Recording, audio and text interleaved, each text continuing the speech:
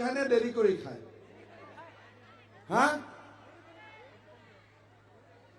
ভাত খাই অহা নাই গাত বল আছে নে নাই আছে নে নাই তেলে মোৰ লগত একেলগে কব ভাৰত মাতা কি ভাৰত মাতা কি ভাৰত মাতা কি এতিয়াহে লাগিছে বল থাকা যেন হয়নে অলপ গৰম পৰিছে না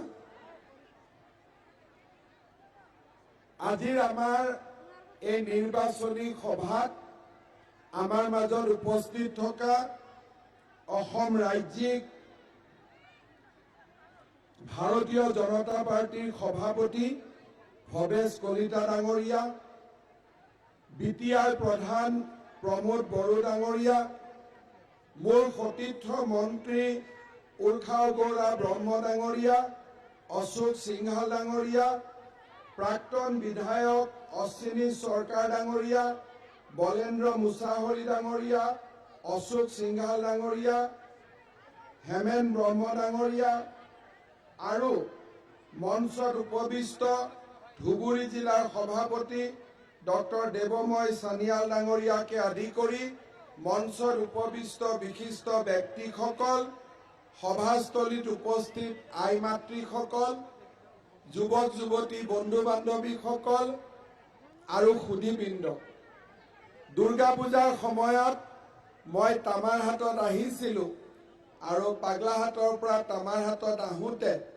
বহুত ৰাইজক দুৰ্গা পূজাৰ সময়ত লগ পাইছিলোঁ আৰু অশ্বিনী চৰকাৰে মোক কৈ আছে যে নৱেম্বৰ মাহত ইয়াত একবাৰ আহিব লাগে আমাৰ যিটো গংগাধৰ নদীৰ ওপৰত আমাৰ দলং হ'ব লাগে তাৰ স্পটটো চাবৰ কাৰণে নৱেম্বৰ মাহত অশ্বিনী চৰকাৰ সজল আমি আকৌ এবাৰ আপোনালোকৰ মাজত আহিম যাতে আমি দলঙৰ যিটো স্পট হ'ব লাগে চাই পেলাই আমি তাতে এটা ডিসিশন হৈ যাব পাৰে ঠিক আছে হ'ব বাকি সব ভালতো বা তালি মাৰোতে অত কনজুস হ্যাঁ এরকম কনজুস হলে কি কি রকম হবে ঠিক আছে তালিটাটো ভালো করে হইতে লাগে না এখন ভাল লাগে এখন ঠিক আছে সবাই ভালতো আমার বঙালীটো ভাল নহয় অসমীয়াটো ঠিক আছে তো বঙালী কওঁতে মাজত অসমীয়া ওলাই যায় হয় না ঠিক আছে এতিয়া হল আমি ইয়াত কিয় গোট খাইছো কিহৰ কাৰণে 30 তাৰিখে আমাৰ ইয়াত ইলেকশন হ'ব ইলেকশন 5 মাহ আগতটো হৈ গৈছিল আমাৰ মাজেন্দ্ৰ নাৰ্জাৰী ডাঙৰীয়া জিকিছিলে বিপিএফৰ পৰা কোভিডৰ সময়ত তেখেতৰ মৃত্যু হ'ল আৰু 5 মাহ পিছত আমাৰ ইয়াত আকৌ এটা ইলেকশন হ'ল এটা মই ৰাইজৰ দুটা কথা ক'ব খোজো যোৱাবাৰ যেতিয়া ইলেকশন হৈছিল আমাৰ যি ক্যান্ডিডেট আছিল আমি 10,000 ভোটত ইয়াত হাৰিছিল 10,000 ভোটত হাৰা মানে কি যদি এই 10,000 ভোটৰ পৰা 5,000 আমাৰ ফালে আহি গ'লহেঁতেন আমি ইলেকশন জিকিলোহেঁতেন কিন্তু 5,000 ভোট আমাৰ ফালে নহা কাৰণে লাষ্ট টাইম গোসাইগাঁও সমষ্টিত আমি ইলেকশন হাৰিলো এটা ইলেকশন হাৰাৰ পিছত কি হ'ল দিল্লীত বিজেপিৰ সৰকাৰ দিসপুৰত বিজেপিৰ সৰকাৰ কোকৰাঝাৰতো বিজেপিৰ সৰকাৰ গোসাইগাঁও সমষ্টিত আমাৰ মানুহৰ মাজত চিন্তা হ'ল যে এতিয়া আমাৰ কামবিলাক কি ৰকম হ'ব যি নহক উপৰালাৰ মহিমা যিকোনো কাৰণতে আমাৰ ইয়াত আকৌ এবাৰ বাই ইলেকশন আহি গ'ল এতিয়া এই 5,000 ভোট আমি মেকআপ কৰিব লাগিব নে নাই যদি 5,000 ভোট আমি মেকআপ কৰিব লাগে তেতিয়ালে অকল আমি আপোনালোকক কৈ থাকিলে নহব আপোনালোক সবে নিজেও মানুহৰ মাজত সোমাব লাগিব যে আমাৰ এৰিয়াটোৰ ডেভেলপমেণ্ট লাগে, আমাৰ এৰিয়াটোত বিকাশ হ'ব লাগে, আমাৰ এৰিয়াটোত উন্নতি হ'ব লাগে। আৰু তাৰ কাৰণে যোৱাবাৰ যি মানুহে নাঙলত ভোট দিছিলে তাৰ ঘৰে ঘৰে গৈ আমি ক'ব লাগিব যে এইবাৰ আপোনালোকে ট্ৰেক্টৰৰ ছবিত ভোট দিয়ক। নাঙলত ভোট দি, ইউডিএফত ভোট দি, হাতত ভোট দি আমাৰতো কোনো লাভ নহ'ব। হাতৰ চৰকাৰ দিল্লীতো নাই, দিছপুৰতো নাই, তালাচাবিৰ চৰকাৰ দিল্লীতো নাই, দিছপুৰতো নাই, আৰু নাঙলৰ চৰকাৰটো কতোৱে নাই। তো এতিয়া আপোনালোকে চিন্তা কৰক, যি গৰুৱে গাখীৰ দিব তাৰ লগত আমি থাকিম নে যি গৰু খীৰাই থাকিলেও গাখীৰ নোলাই আমি তাৰ লগত থাকিম? আপোনালোকে চিন্তা কৰকচোন, কোনফালে থাকিম? গাখীৰ দিব লাগিব না। এতিয়া ট্ৰেক্টৰে দিনত 20 লিটাৰ কৰি গাখীৰ দিব, আৰু হাতত খীৰাই থাকিলেও গাখীৰ নোলায়, তালাচাবি খীৰাই থাকিলেও গাখীৰ নোলায়, আৰু নাঙলৰটো কিছু কামেই নাই, হয়নে নহয়? ঠিক কৈছো নে নাই? আৰু সেইকাৰণে আমি ক'ত ভোট দিব লাগিব? ট্ৰেক্টৰৰ ছবিত ভোট দিব লাগিব। আমাৰ ইয়াত বহুত মানুহ আছে পদুমক ভাল পায়, হয়নে নহয়? হয়নে নহয়? পদুমক ভাল পোৱা কিমান মানুহ আছে? কিমান? বিজেপি কিমান আছে? ঠিক আছে, এতিয়া এই যে আমাৰ বিজেপিৰ মানুহ আছে, পদুমৰ মানুহ আছে, ভৱেশ কলিতা আমাৰ বিজেপিৰ প্ৰেচিডেণ্ট, মই বিজেপিৰ চিফ মিনিষ্টাৰ, মই আপোনালোকক ক'ব আহিছো যে গোসাইগাঁৱত পদুম মানে ট্ৰেক্টৰ, ট্ৰেক্টৰ মানে পদুম। ঠিক আছে? যেতিয়া আমি বাকচত যাম পদুমটোতো দেখা নাপাওঁ, হয় নে নহয়? তেতিয়া মানুহৰ মনত সন্দেহ হ'ব যে পদুমটা কোথায়। কিন্তু আমাৰ ইয়াত পদুম মানে কি? এই ইমান লাহে লাহে ক'লে নহয় না। পদুম মানে কি? পদুম মানে কি? হিন্দীহে ভাল লাগে, হয়নে নহয়? সিদিনাখনতো মই তামাৰ হাতত পূজাৰ সময় আহিছিলো, মানুহ পুৰা একদম পইণ্টত আছিল। আজি ঢিলা ঢিলা আছে। কিয় ঢিলা ঢিলা আছে? ঢিলা আছে নেকি মা? হা? কোন ছবিতে ভোট দিতে লাগব? ট্ৰেক্টৰ। জিৰণ বসুমতাৰী ট্ৰেক্টৰ ছবি। ঠিক আছে? এতিয়া ৰাইজ, আপোনালোকক মই কেইটামান কথা ক'ব খুজিছো।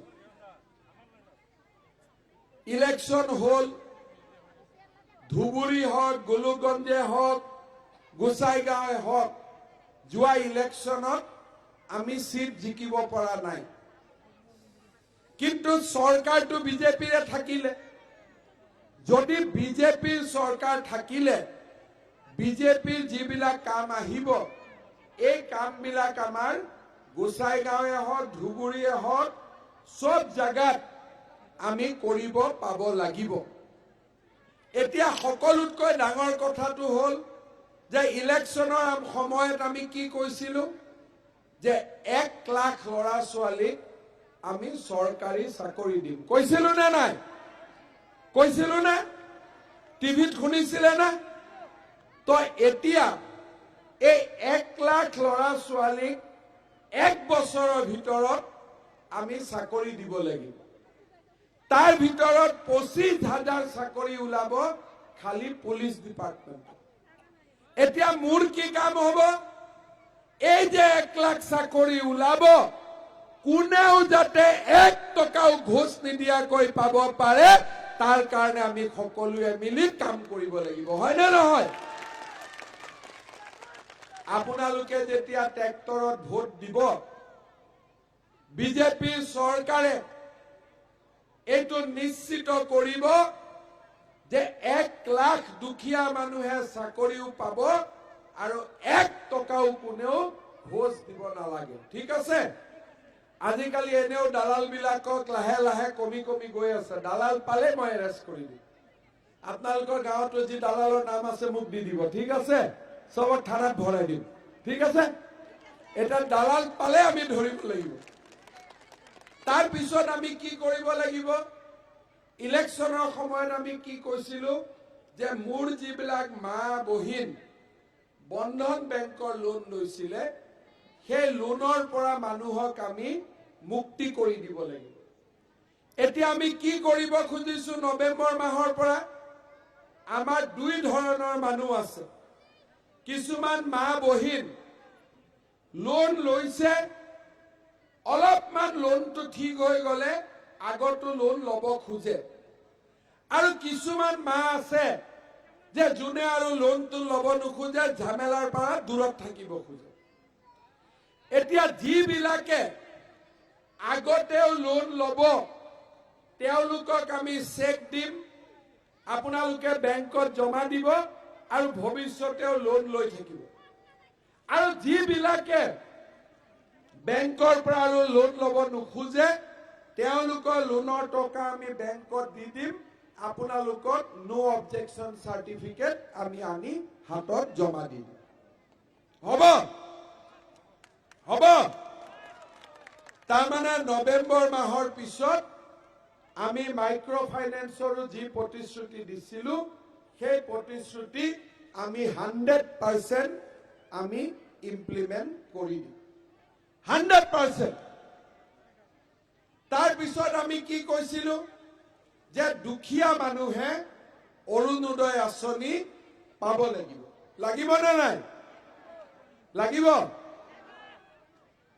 গোসাইগাঁও সমষ্টিত আমি 17,000 পৰিয়ালক অৰুণোদয় দিছো কিন্তু আমাৰ গোসাইগাঁৱে হওক বিটিয়াৰে হওক এই জায়গাত গৰীব মানুহ বহুত আছে হয়নে দুখীয়া মানুহ ইয়াত বেছি আছে না নাই আছে এতিয়া মোক আমাৰ জিৰণ বসুমতাৰী প্ৰমোদ সজল সবে কৈছে যে কমসে কম এই গোসাইগাঁও সমষ্টিত আমি আৰু 10,000 পৰিয়ালক অৰুণোদয় দিব লাগিব মই আপোনালোকক কথা দিছো যে গোসাইগাঁও সমষ্টিত গণি গণি আমি আৰু 10,000 পৰিয়ালক আমি অৰুণোদয় আঁচনি দিম ঠিক আছে যি গৰীব মানুহে পোৱা নাই তেওঁলোকেও 3 মাহৰ ভিতৰত অৰুণোদয়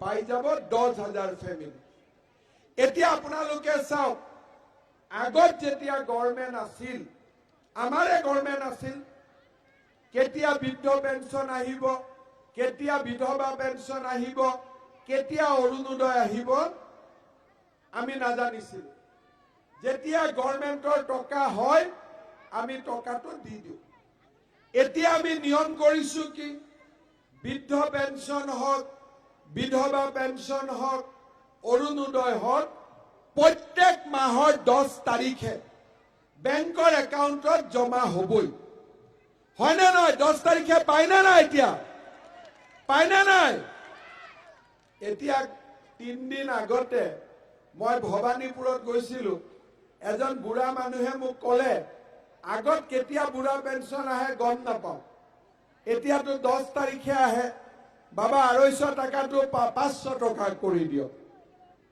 তাৰ মানে আপুনি ভাবক 5 মাহত আমাৰ চৰকাৰৰ ওপৰত মানুহৰ বিশ্বাস কিমান বাঢ়ি গল যে 10 তাৰিখে আমি পেঞ্চন পামেই আগত কেতিয়াও এনেকুৱা নিয়ম নাছিলে মে মাহৰ পৰা 5 কেজি চাউল আগত আমি ফ্ৰী পাইছিলো এতিয়া আমি আৰু 5 কেজি চাউল আমি বিনা পইচাত আপোনালোকক দিছো এতিয়া আপোনালোকক মই এটা কথা কম আপোনালোকে জানে যে কেইদিনমান আগতে সারা অসমত মাটিৰ দালালি কৰা 700 মানুহক আমি এৰেষ্ট কৰিছো এইবাৰ মই আপোনালোকক কৈছো যে ডিসেম্বৰ মাহৰ ভিতৰত যদি 5 কেজি চাউল দোকানীয়ে 5 কেজি নিদিয়ে 100 গ্ৰামো যদি কাটি ৰাখে সব জেলত যাবই লাগিব আজি মই আপোনালোকক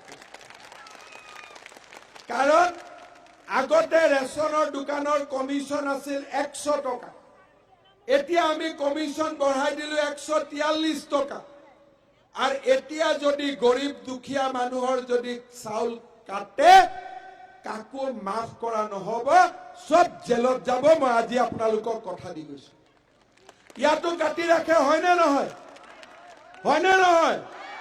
আৰ আপোনালোকে ভয় নকৰিব ইলেকশনৰ পিছত পেপাৰত এডভাৰটাইজ আহিব যে কোন দোকানীয়ে কিমান চাউল দিয়ে আপোনালোকৰ ফোন নম্বৰ থাকিব ডাইৰেক্ট ফোন নম্বৰত কৈ দিব যে অমুক দোকানীয়ে মোক চাউল কম দি আছে ঠিক আছে আৰু কাকো ভয় নকৰিব এতিয়া অসমত গৰীব দুখীয়া মানুহৰ ৰাজ চলি আছে গৰীব দুখীয়া মানুহ এটা ভয় খাব নালাগে দালাল জেলত আৰু গৰীব দুখীয়া মানুহৰ কাম 100% হ'ব লাগিব আমাৰ ইয়াত মানুহৰ মাটিৰ পট্টা নাই মাটিৰ পট্টাৰো কাম কৰিব লাগিব আৰু আমাৰ তামাৰহাট হাতীডুবি এই এৰিয়াত আৰু এটা ডাঙৰ কাম আছে কি হাতীধুৰা আৰু তামাৰহাট এই অঞ্চলত আমাৰ আৰু এটা কাম আছে কি যে আমাৰ ইয়াত ইলেক্ট্ৰিচিটিটা বহুত খাৰাপ হয়নে নহয় এই ইলেক্ট্ৰিচিটিটো আমি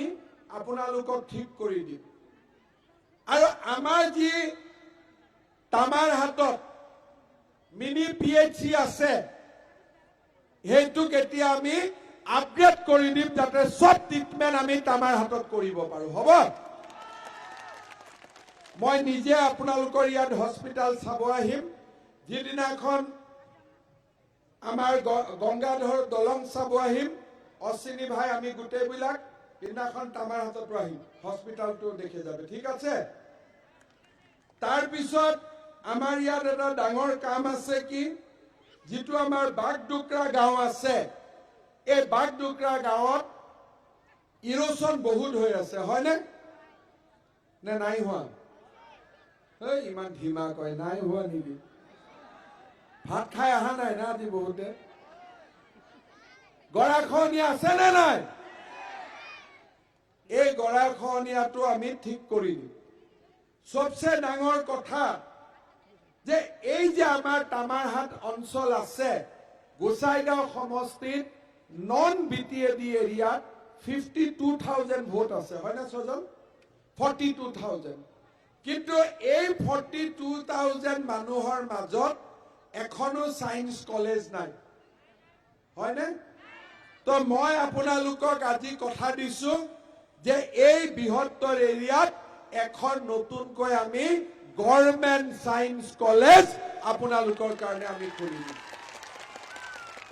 এই যে 42,000 মানুহ আছে এই 42,000 মানুহৰ বেনিফিট লগতে আমাৰ গোলকগঞ্জৰো যি মানুহ আছে তেওঁলোকৰো লাভ হ'ব আমি এখন ইয়াতে সায়েন্স কলেজ আমি খুলি দিম ফাইনালি আমাৰ এটা ডাঙৰ কাম আছে যে আমাৰ ইয়াত ৰাস্তা ঘাটৰ অৱস্থাটো ঠিক নহয় গাঁৱৰ ভিতৰৰ ৰাস্তা ঘাট খুব বেয়া হয়নে আপোনালোকৰ যিখিনি মেইন ৰাস্তা বেয়া হৈ আছে এই সজল সিং অশ্বিনী জিৰণ সবে মোক লিষ্ট বনাই দিব কমসে কম 30 40 50 কোটি 60 কোটি যি লাগে আপোনালোকৰ ইয়াত গাঁৱৰ ৰাস্তাবিলাক মই ধুনীয়াকৈ বনাই দিম ঠিক আছে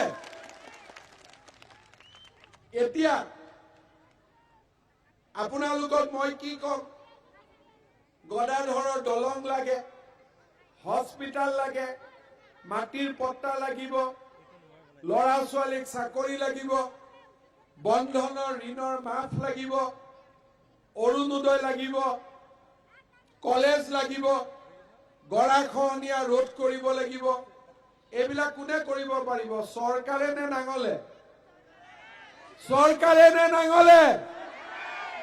চৰকাৰে নে তালা চাবিয়ে চৰকাৰে নে হাতে গতিকে আমি কি কৰিব লাগিব তালা চাবি হাত আৰু নাঙলত বান্ধি গংগাধৰত পেলাই দিব লাগিব যে তহঁতি ৰেষ্ট ল ঠিক আছে যে 2026ত আকৌ আহিলে আহিবি এইকেইদিন তহঁতক আমি গংগাধৰত জবাই কৰি দিলো তাতে থাক ঠিক আছে আৰু কাক আমি ভোট দিব লাগিব কাক দিব লাগিব এতিয়া অলপ টেম্পারেচার কম আছে, এতিয়া বাবাটা ঠিক আছে। কাক ভোট দিব লাগিব? কাক ভোট দিব লাগিব? যেতিয়া ট্ৰেক্টৰত ভোট দিম, ট্ৰেক্টৰত চুম্বক আছে, ট্ৰেক্টৰত ভোট দিলে নৱেম্বৰ ডিচেম্বৰত মোক আকৌ ইয়াত টানি আনিব যে কাম কৰ, ঠিক আছে?